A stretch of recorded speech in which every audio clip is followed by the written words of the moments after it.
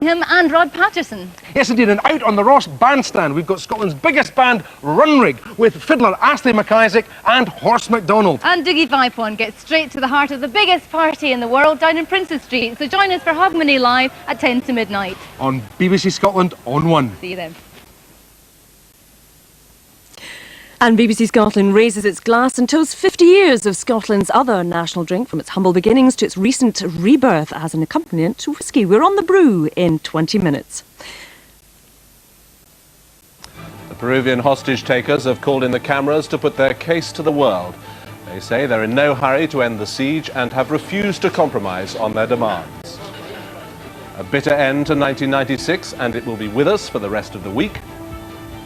And Paul McCartney becomes a knight in the New Year's honours list.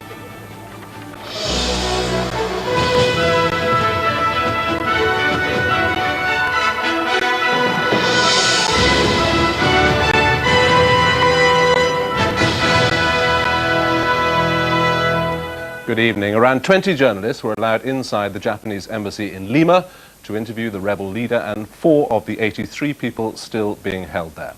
The hostages called on their governments to continue a dialogue with the guerrillas, but the Red Cross has pulled out of negotiations with the rebels as a result.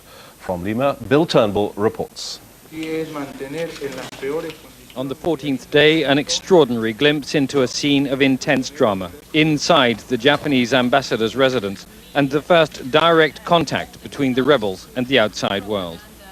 This wasn't what the Peruvian authorities had in mind when they allowed camera crews in small groups through the security cordon to film the building from the road outside. But within minutes, the journalists approached the front door and were let inside. There, they were met by Nestor Serpa, the rebels' leader, delivering a fresh blast of criticism against the government and reviving a demand omitted from their last communique for the release of all their Tupac Amaru colleagues held in prison. President Fujimori had indicated the gunmen might be granted safe passage abroad in return for the freedom of their hostages. They say they're not interested. We haven't come here out of self-interest or just to get out of the country. We're here for concrete reasons and for the sake of our prisoners. Conditions inside the building are hardly comfortable, but far from squalid. The windows are closed and barricaded, but there's plenty of water and medicine. The rebels are heavily armed with enough firepower to ensure that any rescue attempt could end in disaster. 4 hostages, including Peru's foreign minister, were brought before the cameras. They appeared tired but in good health. Things were calm, they said. They were not being mistreated. And from the Japanese ambassador, Morihisa Aoki, an apology. His refusal to allow bodyguards at his party 2 weeks ago virtually opened the door for the rebels' attack.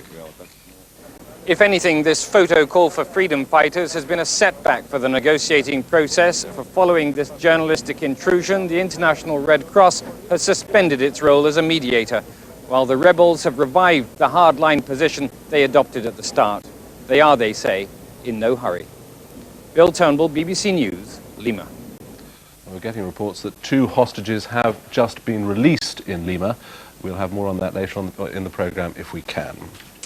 Here, a farm worker died today after his car was stuck in a snowdrift in Suffolk. The 57-year-old man is thought to have collapsed while trying to dig himself out.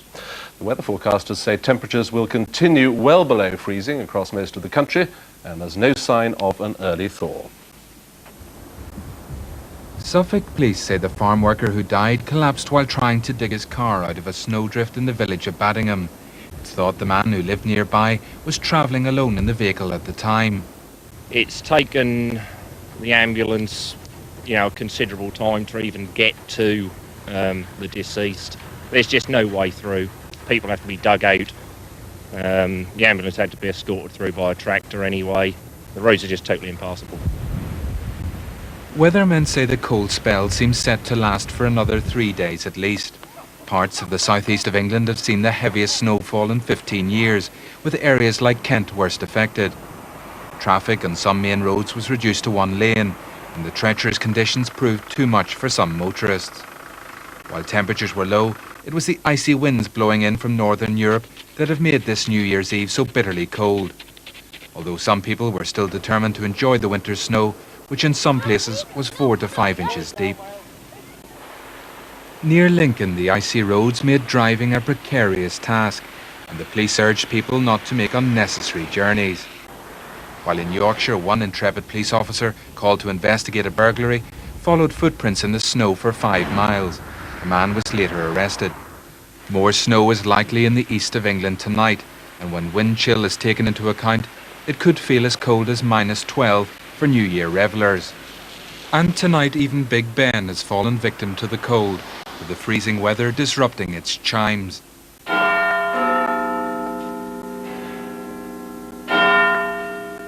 Engineers are already working feverishly to try to sort out the problem before midnight. Gary Duffy, BBC News. There's been widespread criticism of plans to make a film about the mass murderers Fred and Rosemary West. It's emerged that a deal between the official solicitor and the Portman Entertainment Group will give the company access to archive material used during the Cromwell Street murder trial. There's been widespread concern at the news that a film may be made about the killings at 25 Cromwell Street. Frederick West hanged himself in prison 2 years ago tomorrow.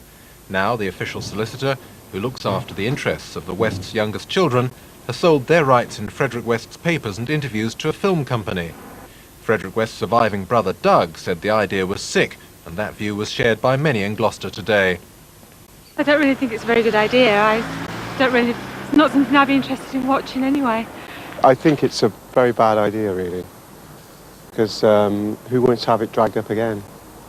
Yeah, I think it's important that people should know the true story, if it's going to be kept to the truth. I don't agree with it. I don't agree with it. I think that with the families being alive and still seeing things as they are, it's quite sad, really. Church leaders in Gloucester deplored the idea of a film. The city's bishop said it could damage the healing process that was now underway.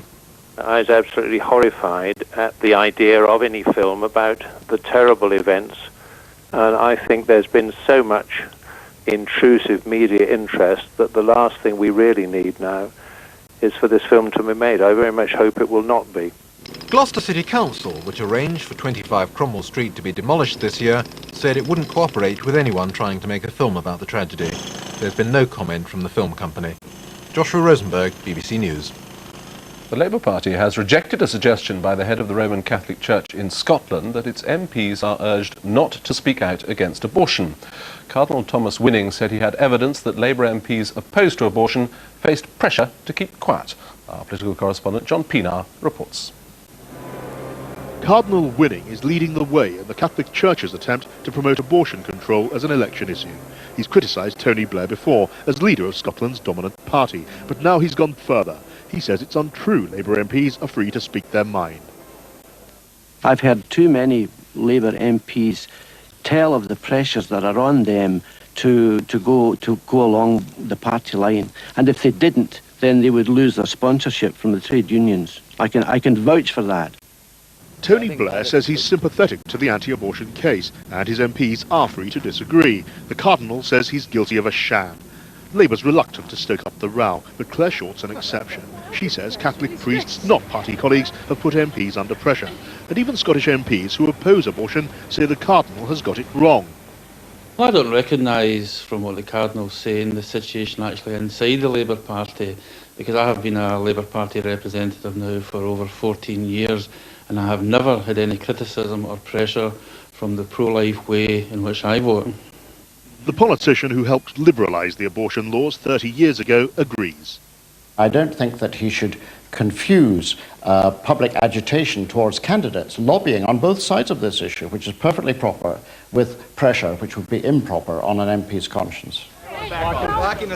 In America, abortion is still a more volatile issue than here, where all the parties accept it crosses party lines. But the Tories are hoping the charge of double standards sticks to Labour in an emotive debate. At the next election, a new anti-abortion group is planning to field around 50 candidates. Whether or not they succeed in raising the prominence of the debate, the pitch of the argument is rising already. John Pienaar, BBC News, Westminster. About 60 bodies have now been recovered from the passenger train wrecked by a bomb in northeast India. No one has yet admitted carrying out yesterday's attack, but the Indian authorities are blaming Bodo rebels who are fighting for a separate homeland. Israeli and Palestinian officials have virtually completed a deal on the future of the West Bank town of Hebron. But it's not clear when the Israeli Prime Minister Benjamin Netanyahu and the Palestinian leader Yasser Arafat will meet to sign the agreement, which will approve the withdrawal of Israeli troops from most of the city. In Hebron, there's apprehension among both Jewish settlers and Palestinians. Stephen Saka reports from the town. Bet Hadassah in the heart of Hebron, a Jewish settlement fortified by the Israeli army, home to settler families determined to stay in this city of 120,000 Palestinians, regardless of any political deal. Hebron is, they say, part of their God-given birthright. Shani Horowitz is a mother of 7 children. She's lived in Hebron for 14 years. She was married here. And now she's apprehensive and angry about the handover of 80% of Hebron to Yasser Arafat's Palestinian Authority. Why do I see all these sandbags next to the posts? Why do I see that all the posts have been made bulletproof? Why do I see that they're talking to me about bulletproofing my windows? Why am I told that I can't walk in the Kasbah? We're in a peace agreement. It doesn't seem that the people who are signing this peace agreement, or the government before who created this peace agreement, believe that this is really peace. Next to Shani Horowitz's home, there's an Israeli checkpoint guarding a closed road which is home to Jamal Nazar, a Palestinian businessman and a resident who feels under siege. Jamal has 4 children. They tend to play indoors, frightened to go out. The redeployment plan is supposed to see the road outside reopened, demilitarized, a symbol of hope for the future. But Palestinians have grown weary with the waiting in a town poisoned by anger and resentment. For the Palestinians, there is no life. No working, no money, no eating. Everything is, there is nothing for the Palestinian. Jewish settlers and Palestinians will continue to live side by side in Hebron long after the redeployment is completed. And the Israeli army will still be here in force, patrolling what promises to be a potentially explosive front line. In Hebron tonight, everyone, Jew and Arab, is on guard, apprehensive. No celebrations here, nor much prospect that the new year will be much better. Stephen Saka, BBC News, Hebron. Some of the top names in the world of show business have been recognised in the New Year's honours list. There's a knighthood for Paul McCartney and a life peerage for the composer Sir Andrew Lloyd Webber. Wesley Kerr reports.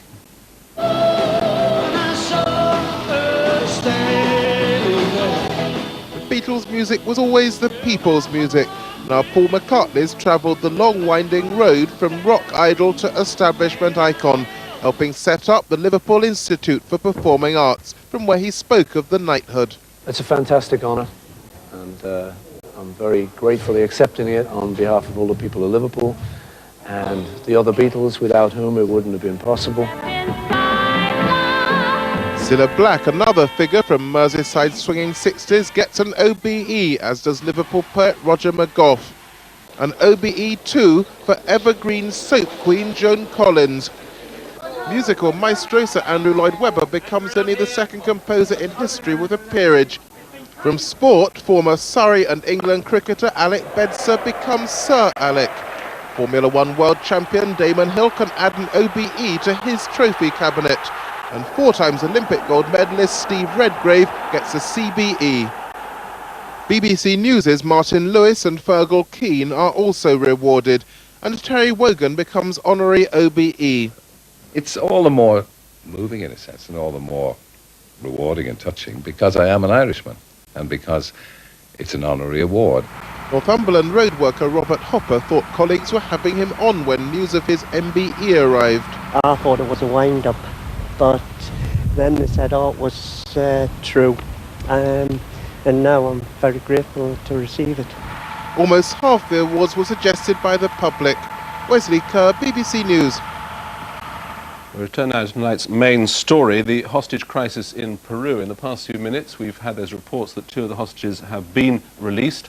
I'm joined by our correspondent in Lima, Rob Watson. Rob, what more can you tell us?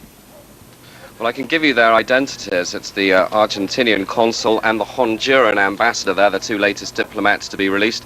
in what has been an extremely bizarre, almost surreal day here in Lima, Peru, as the crisis gets ready to enter its second week. Earlier in the day, of course, we had a very bizarre press conference held by the Tupac Amaru guerrillas. Then the Red Cross has pulled out of its mediation efforts, and a sign of its anger at that, and a truly strange tale of events here. Any particular reason why these two were chosen to be released? Absolutely none whatsoever as yet. Neither of the two men who've been released have said anything. But I think what one can say is that again seems to be part of the propaganda war that the Tupac Amaru guerrillas seem to be winning with their defiant press conference earlier. And now they've kept the initiative here in the local Peruvian media by releasing 2 more hostages just as the main evening news programs come on the air here. Is it regarded as encouraging, though, the simple fact that they have released people? Does it suggest that the crisis is at least beginning to draw to a close? I'm not sure that one could go that far, but certainly after the earlier today, that seemed that there'd been a step back with the guerrillas being so defiant, sticking to their original demand that they wanted hundreds of fellow guerrillas released from prison. That was regarded as a terrible step back. Rob, if I can just interrupt you for a moment, we can see now pictures of the 2 released hostages coming out, I think, clearly accompanied by members of the Red Cross. And I'm afraid that on that note we must leave it. And that's all from the BBC Newsroom tonight, and indeed in 1996. Happy New Year.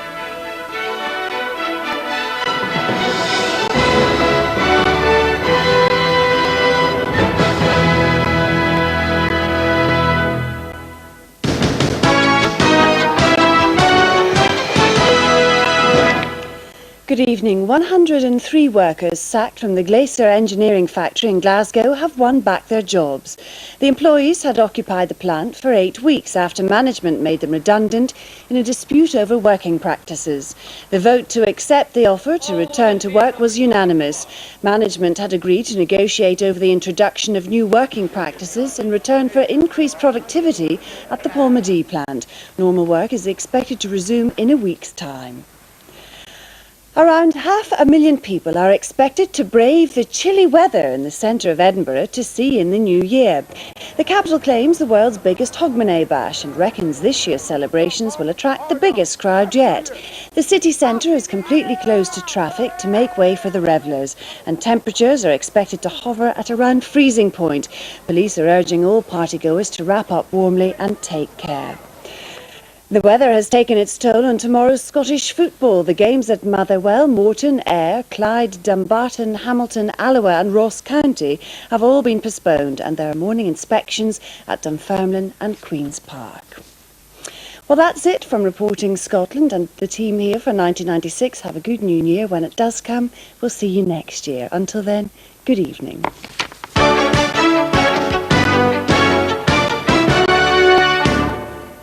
Good evening. It'll be a cold night for first footing in Scotland tonight. In fact, it'll be cold everywhere because even by day, very few places reached above 0. We still did better than our European cousins. Many of these temperatures are record low values. And all the time, of course, the wind continues. It'll be not just cold, but severely cold. Despite the fact the temperatures don't look that low, there's a fair wind chill in that. So if you're out and about tonight, well, you'll feel it, I can assure you. Now, all the time we keep the easterly winds, and that'll be at least today, tomorrow and the next day, then it'll stay severely cold. But there's a hint of it being less cold from the north of Scotland as that warm front comes through at the start of next year. For the time being, though, the winds continue to bring snow showers to southern Scotland, to northern England and North Wales, and even down as far south as the Channel Islands. Yes, there is snow in Jersey at the moment.